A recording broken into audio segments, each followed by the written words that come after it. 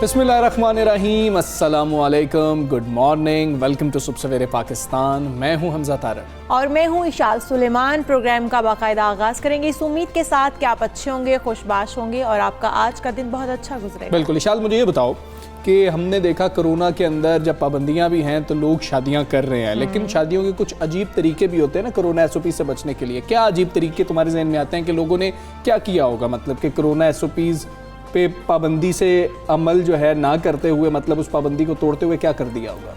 क्या किया होगा? कम से कम गेस्ट बुलाए होंगे, मतलब या फिर चुपके से शादी की होगी। इससे ज़्यादा क्या किया होगा? इससे ज़्यादा कोई और मतलब बहुत ही कोई उन्होंने छक्का मार दिया तो क्या किया होगा? SOPs को फॉलो भी नहीं करना है उन्होंने और फिर उन्होंने शादी भी करनी है, तो बस शादी करना ही SOPs की खिलाफ वर्जी है यार, क्योंकि शादियों पर पाबंदी है। हमने ये देखा, मैं इशाल को भी बताता हूँ, आपको भी बताता हूँ, हमने देखा कि भारत में जो हालात है ना वो सबसे ज़्यादा ख़राब हुए, जिसकी वजह से हम सब बहुत ज़्यादा परेशान हुए कि भारत में हालात कोरोना की वजह से बहुत ज़्यादा ख़राब है। ऐसे में वहाँ पर एक राकेश नामी नौजवान है और उसने शादी करनी थी, और जब शादी करनी थी तो पूरा ख़ानदान चाहता था भाई हमारा लड़का है, हम तो शादी करेंगे और धूमधाम से करेंगे, बेशक इस वक्त जो है वहाँ पर कर्फ्यू लगाया हुआ है, फिर भी हमने ऐसा करना है। फिर उन्होंने क्या किया? उन्होंने ये किया कि पूरे का पूरा जहाज़ बुक करवाया। अच्छा, जहाज़ बुक करवाया। फ्लाइट्स पर पाबंदी नहीं थी। अच्छा। उन्होंने पूरा जहाज़ बुक करवाया, उसके अंदर 161 रिश्तेदार अपने बुलाए, जिसकी इजाज़त नहीं थी रिश्तेदार बुलाने की, लेकिन क्योंकि जहाज़ पे उड़ने की इजाज़त थी तो 161 रिश्तेदार बुलाए। और वो जहाज़ मतलब कि तमिलनाडु उनकी जो स्टेट है वहाँ पर मदुराई से उड़ा और बेंगलोर तक गया। 2 घंटे की फ़्लाइट थी और उस फ्लाइट के दौरान उन्होंने पूरी शादी की, तमाम रस्में जो हैं वो हवा में की गई, फ़ज़ा में, जहाज़ के अंदर की गई। और जिस वक्त वो जो है जहाज़ लैंड किया तो बेंगलोर वाले जो रिश्तेदार थे उनको वहाँ पर उतारा, बाकी वो जहाज़ फिर से वापस उड़ान भरा और उनके इलाके में। तो ये जो है ना जहाज़ के अंदर उन्होंने शादी की। और मतलब आप देखें कि शादी ज़रूर करनी है, वो फिर चाहे आप कुछ भी हो जाए, हवा में उन्होंने शादी कर ली, सारी रस्में हो गई, सब। अच्छा हमजा, उन्होंने तो फेरे लेने का वो एक रिवाज होता है उनका, वो सब कुछ मतलब कि मंगलसूत्र और बाकी जो भी उनकी रस्में हैं वो उन्होंने हवा के अंदर ही जो है वो सब कुछ किया और उधर पूरे हुई शादी कंप्लीट हुई, सारे रिश्तेदार उसमें शरीक हुए और इस तरह वो पाबंदियों से भी बच गए। लेकिन कोरोना रिपोर्ट उन्होंने सारों की मंगवाई हुई थी, क्योंकि फ्लाई करने के लिए कोरोना रिपोर्ट जो थी वो लाजमी करार दी गई थी, तो सबकी जो है रिपोर्ट्स नेगेटिव आई थी और सब ने शादी एंजॉय की। अब आप देख लें जहाँ पे इतने हालात ख़राब हैं वहाँ पर लोग इस तरीके से कर रहे हैं। हम ये आपको इसलिए बता रहे हैं कि बेहतर है कि कम लोगों के साथ शादी कर ली जाए, सिर्फ घर के लोगोों के साथ शादी कर ली जाए। अगर शादी इन दिनों में करनी है, इस तरह का काम ना ही किया जाए तो बेहतर है, सबके लिए बहुत ज़्यादा रिस्की हो जाता है। बिल्कुल ऐसा तो छुप के करने वाले भी जो सुन लें ज़रा। बिल्कुल हमजा, लेकिन ये भी तो देखने वाली बात है, उन्होंने जब एयरपोर्ट तक जाना था तो उन्होंने अपने टेस्ट जो है नेगेटिव रिपोर्ट जमा करवाई। जब वहाँ से वो निकले होंगे, क्योंकि वहाँ पर सारा फंक्शन उन्होंने अटेंड किया, सब लोग एक साथ थे, उसके बाद पॉजिटिव रहे होंगे टेस्ट या नेगेटिव हो गए होंगे, ये तो कोई नहीं कह सकता। फॉल्स नेगेटिव फॉल्स पॉजिटिव का तो हम जान ही रहे हैं, सुना है कि क्या हो रहा है, 2 टेस्ट लाजमी होते हैं। खैर देख रहे हैं कि मुल्क में अगर मजमूई तौर पर बात कर ली जाए तो केसेस जो हैं उनमें कमी देखने में आ रही है। इस्लामाबाद में तो कोरोना मुस्बत केसेस की शरह में मजीद कमी रिकॉर्ड की गई है, लेकिन जो तशवीशनाक बात है वो ये है कि सिंध में केसेस बढ़ रहे हैं। बिल्कुल ऐसे ही और तेजी से बढ़ रहे हैं, जिस पर सूबाई हुकूमत अलर्ट हो चुकी है। वज़ीर आला सिंध का कहना है कि पूरे मुल्क में जितने भी केसेस हैं उनका 50% सिर्फ सिंध में है और ये बहुत ज़्यादा तादाद है। और हम देख रहे थे कि पहले पंजाब में बहुत बड़ी तादाद आ रही थी और हमने खैबर पख्तूनख्वा में भी देखा, मर्दान की जो सूरत हाल थी वो भी देखी, लेकिन अब सिंध में हम ये ट्रेंड देख रहे हैं। सिंध हुकूमत ने कोरोना की पाबंदियों में मजीद सख्ती करते हुए रात 8 बजे के बाद आवाम की गैर ज़रूरी नकलो हरकत पर जो है वो बिल्कुल पाबंदी आयद की है और सुबह भर में कारोबार के जो औकात हैं वो सुबह 5 बजे से शाम 6 बजे तक कर दिए गए हैं। बिल्कुल ऐसे ही है और आज से रात 8 बजे के बाद लोगों को गैर ज़रूरी घूमने फिरने की भी इजाज़त नहीं होगी। अगर किसी को ज़रूरी काम या फिर अस्पताल जाना है तो उसे इजाज़त दी जाएगी। कराची के ज़िला शर्की की बात करें, ज़िला बस्ती की बात करें तो SOPs की खिलाफ वर्जी की ज़्यादा शिकायत मिल रही हैं, जिसकी वजह से लॉकडाउन जो है वो सख्त किया गया है। हाँ जी, और कोरोना लॉकडाउन की खिलाफ वर्जी पर दर्जनों दुकानों को भी सील कर दिया गया है और सिंध हुकूमत के तर्जुमान मुर्तज़ा वहाब साहब ये कह रहे हैं कि अगले 14 रोज़ बहुत ज़्यादा अहम है। अगर हमने एहतियात कर ली तो हालात बेहतर हो सकते हैं और तभी बेहतर होंगे, और अगर मज़ीद हालात ख़राब हुए तो वो भी नहीं चाहते कि कर्फ्यू लगाया जाए, चीज़ों को मुकम्मल बंद कर दिया जाए। तो मामूलात ज़िंदगी अगर हम मामूल पर लाना चाहते हैं तो फिर हमें हुकूमत का, ज़िला इंतज़ामिया का साथ देना ही होगा। सूरत हाल है क्या, केसेस अचानक से कैसे बढ़ गए सिंध के अंदर? सूरत हाल खासी बेहतर थी, जानने की कोशिश करेंगे, समझने की कोशिश करेंगे। Executive director APMC Karachi doctor Simi Jamali साहिबा हमारे साथ मौजूद हैं। डॉक्टर साहिबा अस्सलाम वालेकुम, गुड मॉर्निंग। डॉक्टर साहिबा, केसेस हम देख रहे थे कि पंजाब में ज़्यादा थे, फिर हम खैबर पख्तूनख्वा के कुछ इलाकों में देख रहे थे केसेस ज़्यादा थे। सिंध जो थे, सिंध के हालात हमने बेहतर देखे, लेकिन अब ऐसा क्या हुआ? ईद में कुछ कोताही होगी हमसे कि अब केसेस बढ़ रहे हैं? जी अस्सलाम वालेकुम। सबसे पहले तो मैं आपको ये कहना चाहती हूँ कि बिल्कुल सिंध जो था काफ़ी बेहतर चल रहा था बिफोर ईद, लेकिन अनफॉर्चुनेटली क्योंकि SOPs फॉलो नहीं किए जा रहे थे और ईद के वक्त में इस तरह की अफरा तफरी हो गई, लोग समझ रहे थे कि शायद अब बाज़ारों में हम पहुँच जाएँ और जल्दी जल्दी ख़रीदो फ़रोख्त करें, और शादियों की तैयारियाँ हो रही थी और छुप छुप के चीज़ें गवर्नमेंट से हो रही थी। तो ये मेरा ख़्याल से एक बहुत बड़ी वजह थी। दूसरा ये कि बहुत सारे लोग ट्रैवल करके आ रहे थे, इंटरसिटी ट्रांसपोर्टेशन जो थी उसकी वजह से बहुत प्रॉब्लम्स हुए। बहुत सारे लोग पंजाब से या दूसरे सूबों से समझें या दूसरी जगहों से ट्रैवल कर करके कराची आ रहे थे और कराची से ट्रैवल करके दूसरी जगह जा रहे थे। तो I think this is also one of the biggest problems जो हमने देखा कि लोगों ने अचानक से इतनी ट्रैवलिंग शुरू हो गई, आना जाना लगा रहा। फिर बहुत सारे लोगों ने जो इज्तिमात थे वो किए, और आपको पता है कि जब रमज़ान का महीना होता है तो बहुत सारे लोग जो है, हालांकि इतनी पाबंदियां लगी हुई थी, लेकिन फिर भी लोग जो थे कोशिश करते थे कि बाहर निकलते रहें, अफ्तारियां करें, खाने खाएं। इस तरह की चीज़ें जो हुई उसकी वजह से मेरे ख्याल से हालात काफ़ी ख़राब हो गए। और अब जो सिंध हुकूमत ने किया है, ये अगर हम 15 दिन पहले कर लेते तो बहुत ही अच्छा होता है। आई थिंक अभी देर आयत दुरुस्त आयत, अभी भी बहुत अच्छा हुआ कि ये हो गया है। और अगर हम ये एहतियात 15 दिन तक करे रखेंगे तो बहुत हालात बेहतर होने का चांस है। और नाउमीदी तो कुफ्र है, मैं बिल्कुल नाउमीद नहीं हूँ। मुझे मेरा ख्याल में अब क्योंकि केसेस बहुत बढ़ गए हैं तो लोगों को भी ताउन करना चाहिए, और I think they must follow the SOPs। दूसरी एक और बात मैं आपको बताऊँ कि वैक्सीनेशन की शरह जो है हमारे मुल्क में अभी इतनी ज़्यादा नहीं हुई है। हालांकि जगह जगह बैनर्स, फ्लायर्स, पोस्टर्स लगाए जा रहे हैं, वैक्सीनेट कराइए। अच्छा, कुछ लोग हैं, लोगों को जो है खामखा में चीज़ें सोशल मीडिया पे छोड़ देते हैं कि जैसे कि कोई मकनातीस लगा लिया तो मकनातीस लग जाएगा आपको वैक्सीनेशन साइट पे। आई थिंक इस तरह की चीज़ें नहीं करनी चाहिए और ना ही इनको प्रमोट करना चाहिए। और आई थिंक साइबर क्राइम को इसमें काम करने की ज़रूरत है। इस तरह के प्रमोशंस जो कर रहे हैं। डॉक्टर साहब, वज़ीर आला सिंध कह रहे हैं कि जितने केसेस इस वक्त पूरे पाकिस्तान में है उसका तकरीबन 50% जो है वो सिंध में है। हेल्थ सेक्टर की बात करते हैं, हेल्थ सेक्टर पे कोई बोझ तो नहीं है? इस वक्त वेंटिलेटर्स मौजूद हैं, ऑक्सीजन बेड्स मौजूद हैं? जी बिल्कुल, हेल्थ सेक्टर पे बोझ तो होगा ही जब इतने ज़्यादा केसेस आएंगे, लेकिन मुख्तलिफ हस्पतालों में बहुत सिंध ने इस पर काम किया और बहुत हॉस्पिटल्स हैं जहाँ पर वेंटिलेशन वाले वेंटिलेटेड बेड्स हैं और तकरीबन हर जगह 70% के करीब बेड्स भरे हुए हैं। हमारे पास भी JPMC में अबाउट 65-70% के करीब ऑक्यूपेंसी है कोविड यूनिट के अंदर, लेकिन अभी अल्हम्दुलिल्लाह काफ़ी जगह है।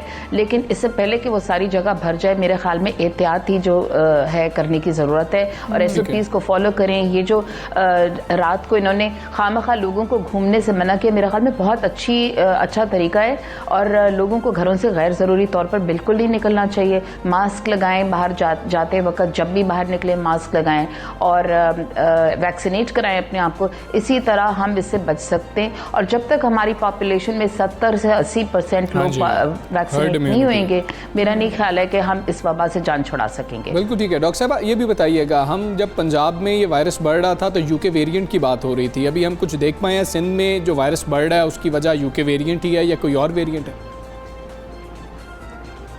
देखिए, UK वेरिएंट हमने देखा है सिंध के अंदर भी, लेकिन इंडियन वेरिएंट का भी पता नहीं है। अभी आहिस्ता आहिस्ता देखा जा रहा है कि इंडियन वेरिएंट तो नहीं आ गया कहीं से, और दैट इज़ सोर्स ऑफ ये जो वेरिएंट आया ना UK का, ये बहुत जल्दी फैल जाता है। असल में इसका प्रॉब्लम ये है कि बड़ी जल्दी से तेज़ी से फैल रहा है।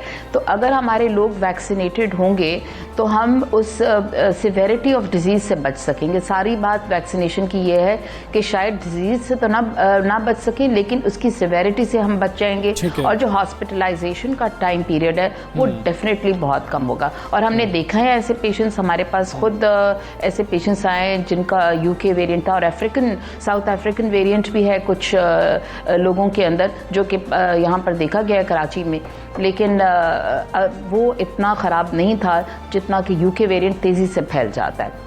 ठीक हो गया। अच्छा डॉक्टर साहब, हमने ब्लैक फंगस के बारे में सुना, जैसे कि कासिम सोमरू साहब कल कहते हुए नजर आए हमें कि ब्लैक फंगस के 5 केसेस रिपोर्ट हुए हैं। हमने देखा कि ब्लैक फंगस के केसेस इंडिया में भी रिपोर्ट हुए हैं। क्या आप समझती हैं कि इंडियन वेरिएंट की अपने बात की कभी तशखीस नहीं हो सकी कि ऐसा कोई वेरिएंट हमारे पाकिस्तान में मौजूद है, तो फिर जो ब्लैक फंगस की हम बात कर रहे हैं क्या वो इंडिया से रिलेट नहीं करता?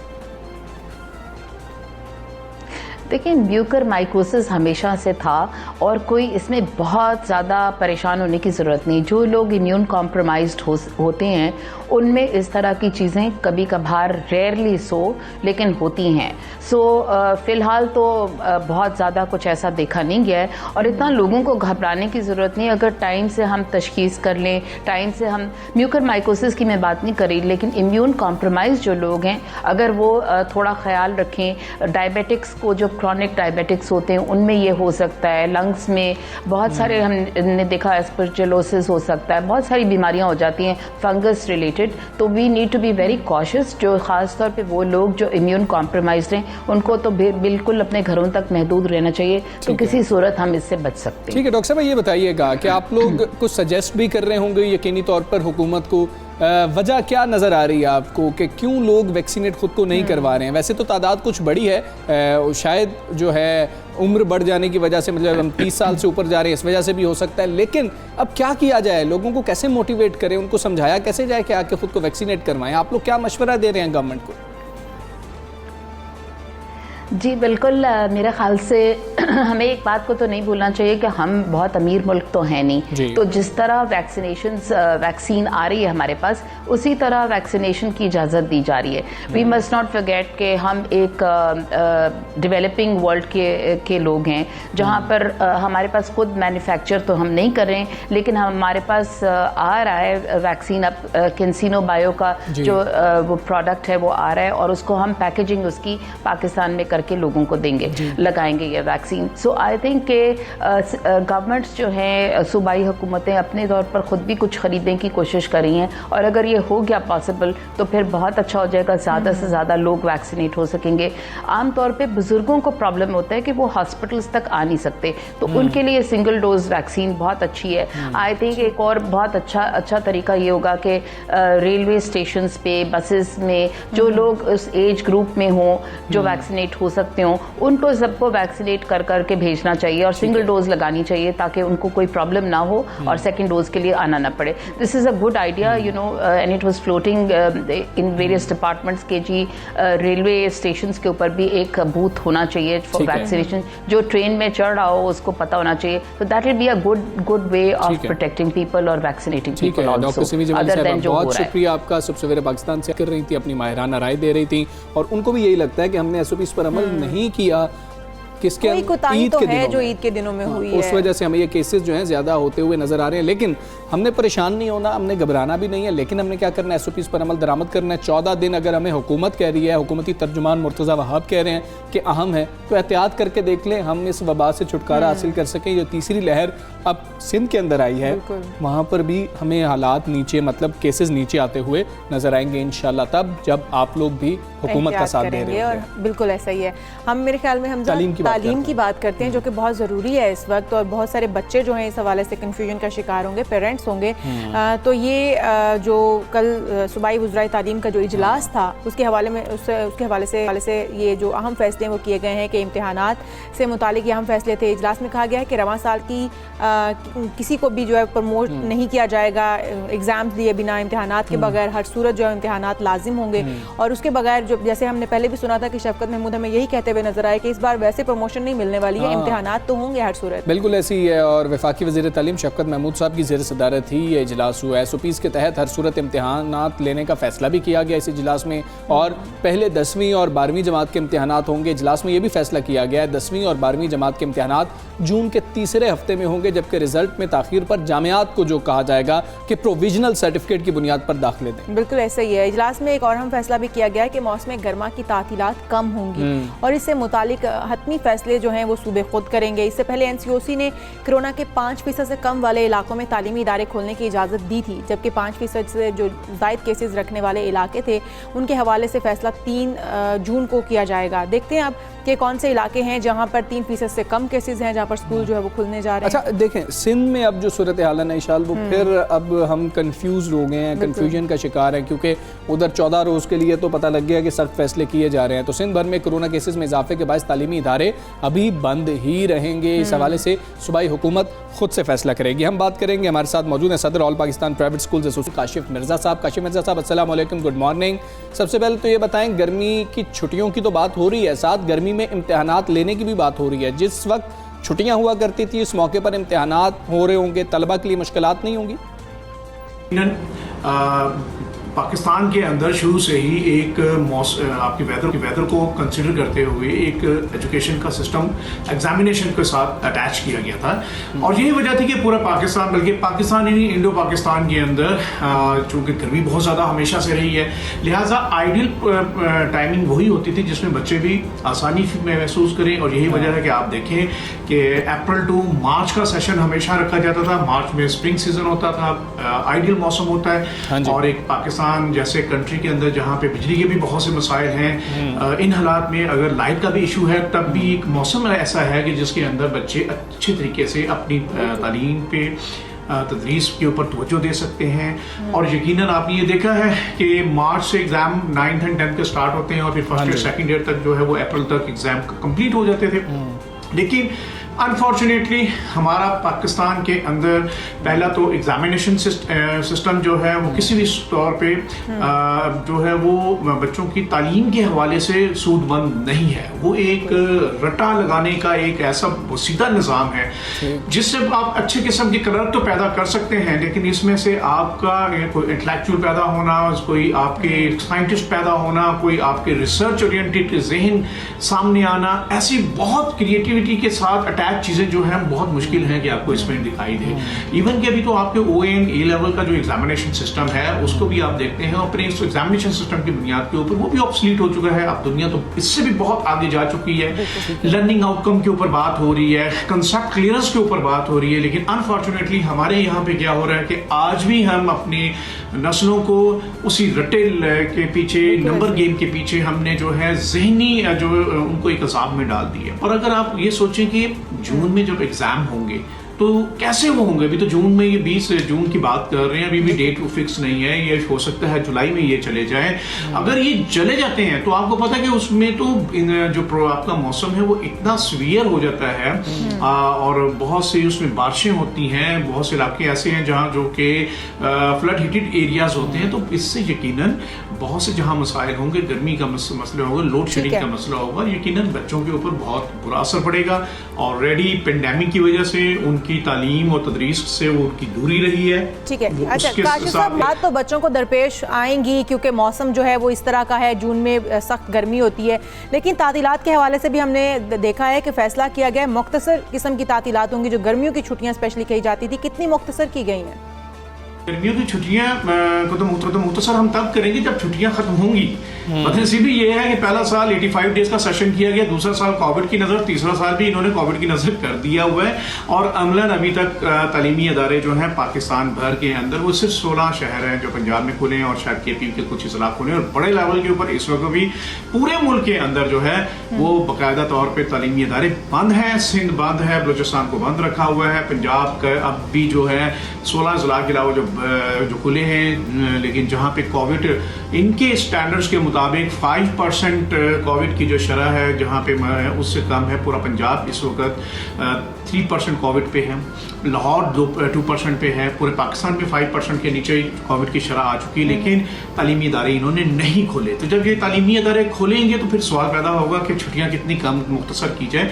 अभी तो जब से ये गवर्नमेंट आई है हम सुबह छुट्टियाँ और ठीक है काशिम मिर्ज़ा साहब, ठीक है आपके जो तहफ़्फ़ुज़ात हैं वो दुरुस्त हैं, लेकिन ये जो इम्तिहानात और अब कहा जा रहा है कि मुख्तसर छुट्टियाँ कर दी जाएंगी, सूबों के पास इख्तियार होगा, आप बात करने की कोशिश करेंगे हुकूमत के साथ और आप इस फैसले से खुश भी हैं कि चलें इम्तिहानात का ऐलान तो कर दिया गया? देखिए, इसमें एक तो बात क्या है, जो आपका असेसमेंट का सिस्टम होता है उसके बगैर आपका एजुकेशन सिस्टम कंप्लीट नहीं होता। तो एक बात तो बड़ी क्लियर है कि जब तक आप असेसमेंट को कोई सिस्टम के तहत बच्चों की जो सलाहियतें उनको नहीं जांचते तो यकीनन उसमें जो काबिलियत का जो लेवल है उसको जांचना बड़ा इंपॉर्टेंट है, एक प्रोसेस का नाम है। तो एग्जामिनेशन सिस्टम होना चाहिए, कैसा होना चाहिए दैट इज अनदर थिंग। रटा सिस्टम तो बिल्कुल नहीं होना चाहिए। और अगर जब आप प्राइम मिनिस्टर साहब इमरान खान साहब की जब इलेक्शन मैनिफेस्टो को हम देखते हैं तो वो एग्जामिनेशन सिस्टम की बात नहीं कर रहे बल्कि पूरे ओवरऑल एजुकेशन सिस्टम की बात कर रहे थे, जिसमें से एग्जामिनेशन सिस्टम उसका हिस्सा है। और वो 7% GDP का खर्चने की बात करते हैं। लेकिन बदनसीबी ये है कि इमरान खान साहब के उस विजन के खिलाफ उनके जो टीम थी उसने काम किया और बुरी तरह से मुतासर किया पूरे एग्जामिनेशन सिस्टम को, पूरे एजुकेशन सिस्टम को। यही वजह है कि जब सिंगल नेशनल करिकुलम की भी बात की गई तो ना तो वो सिंगल था ना नेशनल था। यही वजह है कि बाकी तमाम सूबों ने ऑप्ट नहीं किया। एस वाई एक बड़े अजीब अंदाज में एक नोटिफिकेशन पंजाब में कर दिया गया। मार्केट में बुक्स नहीं है, आपके सामने जून आ चुका हुआ है, जून के अंदर ये अब एग्जाम जब लेंगे कब लेंगे और फिर नई क्लासेस जो प्रमोट होंगी, जो ऑलरेडी बच्चे जो पढ़ रहे हैं उनका इतना नुकसान है, मार्केट में बुक्स अवेलेबल ना होंगी तो फिर एक एग्जामिनेशन का जो निज़ाम है उसको इन्होंने बर्बाद करके रख दिया है। बिल्कुल ठीक है काशिम मिर्ज़ा साहब, बहुत आपका सवेरे पाकिस्तान से आप बात कर रहे थे। इशाल तालीम का मसला है, पेरेंट्स बहुत ज़्यादा परेशान है, बच्चे परेशान हैं। उम्मीद करते हैं कि मसाइल कुछ हल होंगे जब वबा कुछ कम हो रही होगी। हम यहाँ पर एक ब्रेक लेंगे, ब्रेक के बाद वापस आएंगे। Stay with us.